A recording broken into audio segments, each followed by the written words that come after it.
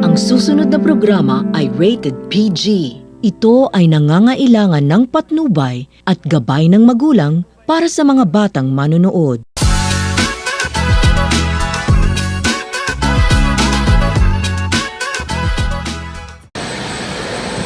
Hello Philippines and hello world! I'm Jella Jane, your host for all the juicy test score gossip. Get ready for some serious score-tastic revelations because where there's tea, there's always a bell curve. Welcome to Score-tastic!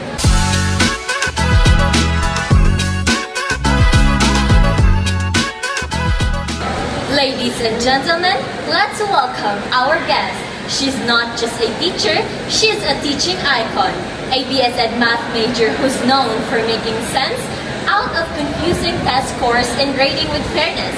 Her mantra, ang standardized test parang sarili. Dapat fair kahit messy. Let's welcome Miss Risha Disukatan. Good morning, Miss Risha. Good morning, Miss Julian, and hi, everyone. Yeah. Welcome to Score-tastic. Thank you. So, Miss Risha, how does it feel to be one of the most aspiring teachers in the field today? I'm so happy and grateful. Being a teacher is truly fulfilling and it's challenging but so rewarding. I heard you're taking BSN or Bachelor of Secondary Education, which majors in math, am I right? Correct ka dyan. Since you majored in math, you probably know a lot about how standardized tests are scored and interpreted. Yes, I'm very familiar with that. I'd love to see your signature teacher walk, and since you're known for your knowledge and passion about standardized test scoring and interpretation, I have some questions prepared for that topic. Sure, I'm ready.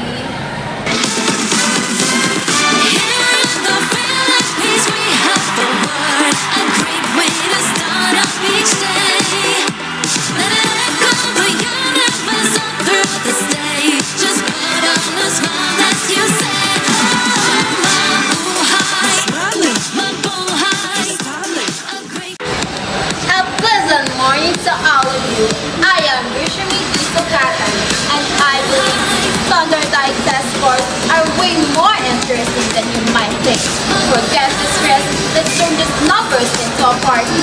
Get ready for some facts, some surprising insights, and a whole lot of aha moments as we explore the exciting world of scoring and interpretation together. And I thank you. Miss Disukatan, that was an excellent presentation, both in terms of your compelling introduction and your insightful approach to the complexities of standardized test scoring and interpretation. So, here's your question. Why is it important for parents and students to understand standardized test score? Thank you for that wonderful question, Ms. Charlotte. So I believe understanding the scores empowers parents to support their children's learning effectively and allows them to identify strengths and weaknesses. This then led to more targeted learning strategies and better academic outcomes. And I thank you. Miss Risha, your answer was insightful. Precise scoring and interpretation of standardized tests are absolutely vital for fair and successful education. And your comments have given us a great starting point. Thank you for that. Thank you, Ms. Charlotte. We're going to take a break, but don't go anywhere. We will come back.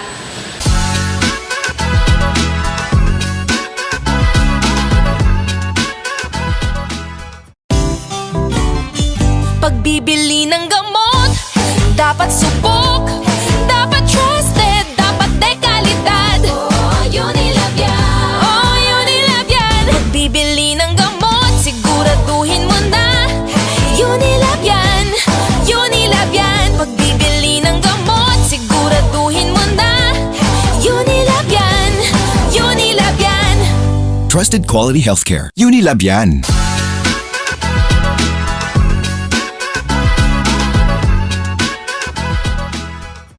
Welcome back again. Today, we're diving into the world of standardized tests. those assessments that shape so much of our academic lives. But how much do we really understand about how they are scored and what those numbers or scores actually mean? With me today is Ms. Disokatan, a passionate BS Ed Math student and rising voice in the field of education. So Ms. Risha, let's start with the basics. We all know there are different ways to interpret test scores. Can you explain the difference between norm reference and criterion reference interpretation? Absolutely. Imagine we have a math test.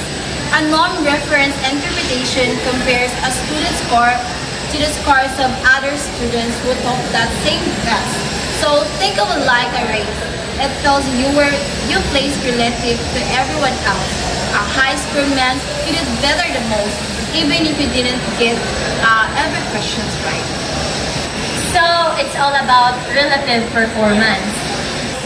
Exactly. We use things like percentiles and standard scores to understand a student's ranking within a group. And what about criterion reference interpretations? So, criterion reference interpretation focuses on what student knows or can do compared to predefined standard. It's not about how you did compare to others, but how will you meet specific learning objectives.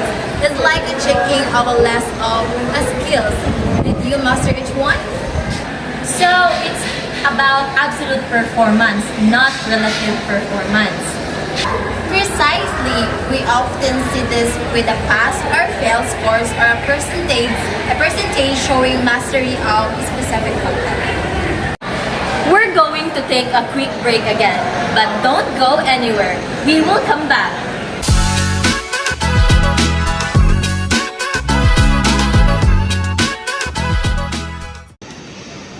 Mas pinalaki, Pinalaki? mas chocolate. Ano bang meron dito? Ito ang fudgy bar. Mas pinalaki, mas pinasarap, at mas pina-chocolate. Over sa choco, over sa sarap. We crave fudgy, hey! Fudgy bar ang gusto ko. We love fudgy, hey! Fudgy bar ko to. Oh, laging fudgy lang lalagi. Oh, laging fudgy, fudgy lagi. Fudgy lalagi. Oh, laging fudgy lalagi. Oh, laging fudgy, fudgy lagi. Fudgy lagi.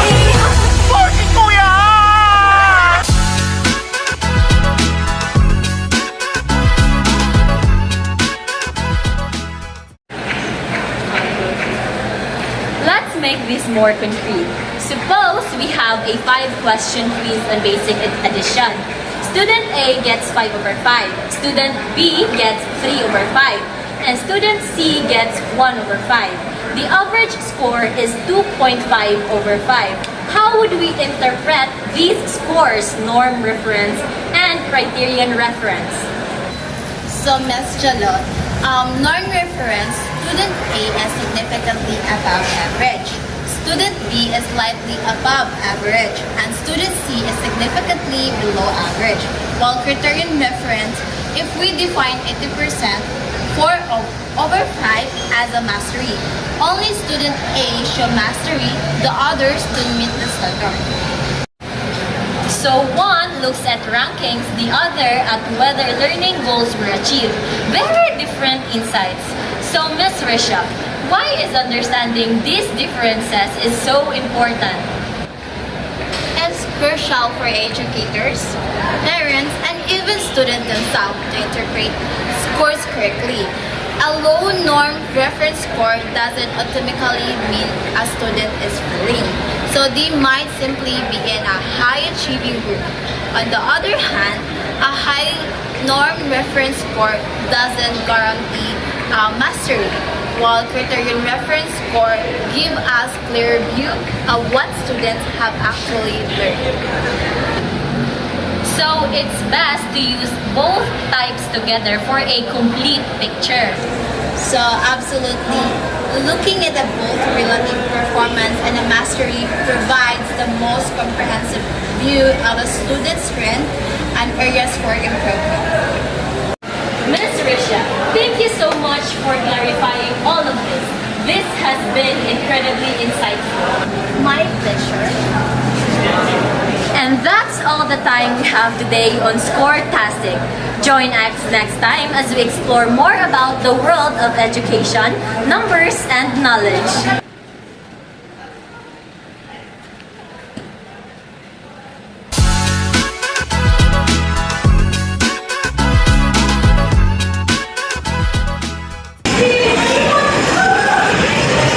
Sakit sa bungawas, uy! Gagapoy! Sakita dyan sa kubanan! Sakit ang balani! Lola, ayan ang ka-problema. Ini ang tambal sa mapit sa mong kalawasan. O ni ang Koy Herbal Capsule. Mag-koy na ta! Pamatud ana ang kamaayo sa Koy Herbal Capsule nga makatabang sa atong immune system para mo protektar nato batok sa mga nagkaiyang viruses ug mga sakit sama sa high blood, diabetes, arthritis ug ulcer. Koy Herbal Capsule kay mapalit sa mga suking butika. If symptoms persist, consult your doctor.